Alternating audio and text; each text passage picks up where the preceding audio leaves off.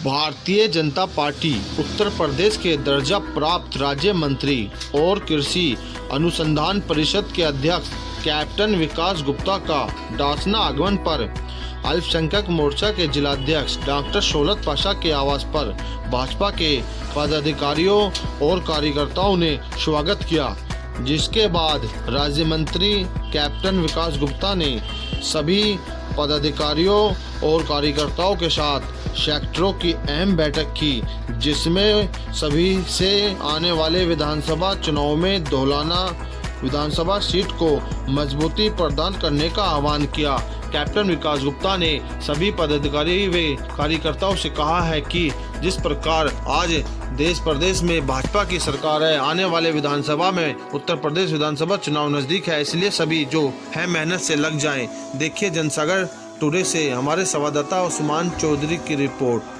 News में आप सभी का स्वागत है। मैं उस्मान चौधरी, आप मेरे साथ देख रहे हैं जनसागर टुडे लाइव चैनल। इस वक्त हमारे बीच मौजूद हैं उत्तर प्रदेश भारतीय जनता पार्टी के दर्जा प्राप्त राज्य मंत्री एवं कृषि अनुसंधान परिषद के अध्यक्ष, जो फिलहाल डासना में आए हुए हैं। उनसे जानेंगे के विचार। अध्यक्ष जी, आपका स्वागत है। जी धन्यवाद। और जो आपका आज गाजियाबाद जिले के कस्बा डासने में आना हुआ है, किस लिए? देखिए, मेरा आज यहाँ पर मैं डॉक्टर शौलत पाशा जी के आवास पर भारतीय जनता पार्टी के सेक्टरों की बैठक लेने आया हुआ हूँ। जो ये डासना मंडल है, जो ये सेक्टर है, ये धौलाना विधानसभा में आता है और ये धौलाना विधानसभा का एक महत्वपूर्ण मंडल है और इस मंडल को जीतने की जिम्मेवारी मुझे दी गई है। इस मंडल में जीते और भारतीय जनता पार्टी विधानसभा जीते, इसका प्रयास मेरा रहेगा। और आने वाले समय में जो वर्ष 2022 का चुनाव है विधानसभा का, उसके लिए मैं सब कार्यकर्ताओं को सक्रिय करूं। समाज के विभिन्न वर्गों के लोग, अगला, पिछड़ा, दलित, अल्पसंख्यक, सभी को जोड़ने के लिए मैं यहाँ पर आया हुआ हूँ और मैं आगे आने वाले, जब तक विधानसभा के चुनाव नहीं जाते हैं, मैं इस क्षेत्र में आता रहूँगा। भाजपा सरकार द्वारा जो कृषि विधेयक बिल पास किया गया है, आज उसका किसान आंदोलन कर रहा है, इसका अभी तक कोई परिणाम नहीं निकल रहा है। आने वाले दिनों में क्या निर्णय लेने का इरादा सर? देखिए, केंद्र सरकार बड़े खुले मन से इस विषय पर बात कर रही है, किसानों को आमंत्रित कर रही है और किसानों से आग्रह कर रही है कि जो ये 3 कृषि विधेयक बिल जो पारित किए गए हैं, वो वास्तव में किसानों के लाभ के लिए हैं, किसानों के हित के लिए हैं। और किसानों से भारतीय जनता पार्टी आग्रह कर रही है कि वो खुले मन से जो वार्ता का निमंत्रण है उसको स्वीकार करें। बिल्कुल एक सख्त रवैया या रिजिड रवैया अपना के ना करें, क्योंकि लोकतांत्रिक प्रक्रिया में संवाद एक बहुत महत्वपूर्ण विषय होता है। खुले मन से संवाद करें और जो भी भ्रांतियाँ हैं, सरकार उनकी भ्रांतियों को, किसान भाइयों की भ्रांतियों को दूर करने के लिए तैयार है। आज देखा जा रहा है विपक्ष पार्टियां जो हैं भाजपा सरकार पे किसानी विरोधी बता रही है। आज जो प्रधानमंत्री की मन की बात हुई थी, उसमें भी प्रधानमंत्री ने किसानों का कोई जिक्र नहीं किया। इस विषय में क्या कहना है? अरे अभी किसानों के लिए 25 तारीख को अटल बिहारी वाजपेयी की जिस दिन उनका जन्म दिवस था, अभी 2 दिन पूर्व ही माननीय प्रधानमंत्री जी ने किसानों को नाम संबोधित किया है और किसानों के लिए 18,000 करोड़ रुपए उनको जो डायरेक्ट बेनिफिट ट्रांसफ़र है उनके अकाउंट में सीधा ट्रांसफ़र किया है।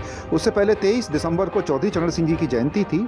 चौधरी चरण सिंह की जयंती पर प्रदेश में एक बहुत बड़ा कार्यक्रम हुआ, जिसमें मैं भी था मुख्यमंत्री जी के साथ, और जिसमें बताया गया, कार्यक्रम के जरिए से चौधरी चरण सिंह जी को याद किया गया कि कैसे देश की तरक्की का रास्ता खेती, किसानी और खलिहानों से होकर जाता है।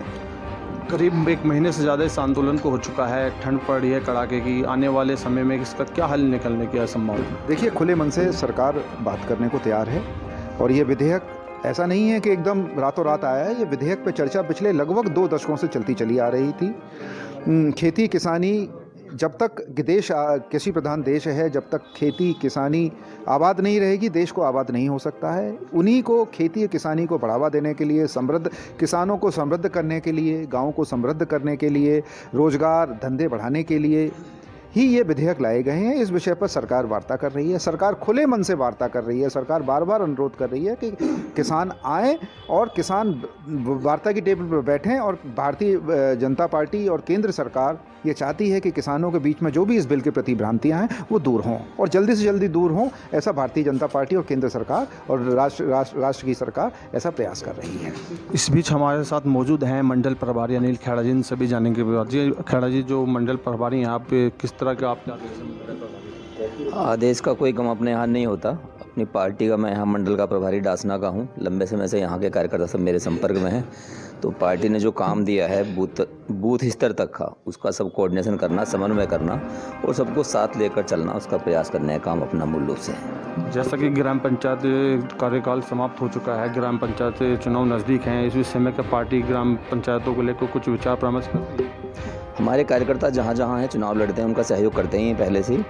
ये तो हम सबकी जानकारी में है कि सिंबल पर चुनाव ग्राम प्रधान का भारतीय जनता पार्टी नहीं करती, लेकिन जहाँ हमारे कार्यकर्ता चुनाव लड़ते हैं उसका सहयोग करते हैं। जिला पंचायत के चुनाव होंगे उसको भी हो, जो भी चुनाव होगा उसमें पार्टी के कार्यकर्ता अहम भूमिका निभा करके और अपने लोगों को जहाँ सिंबल पर होगा सिंबल पर, और जहाँ बिना सिंबल के होगा ना अपने कार्यकर्ता चुनाव लड़ेंगे, उनको जो सदन उनके लिए निश्चित हुआ उसमें भेजने का पूरा काम करेंगे। तो हमारे बीच मौजूद थे दर्जा प्राप्त राज्य मंत्री विकास गुप्ता जी, जिनसे हमने बातचीत करी है। जाने उनके विचार। जीएसटी न्यूज़ से मैं उस्मान चौधरी, डासना का जवाब।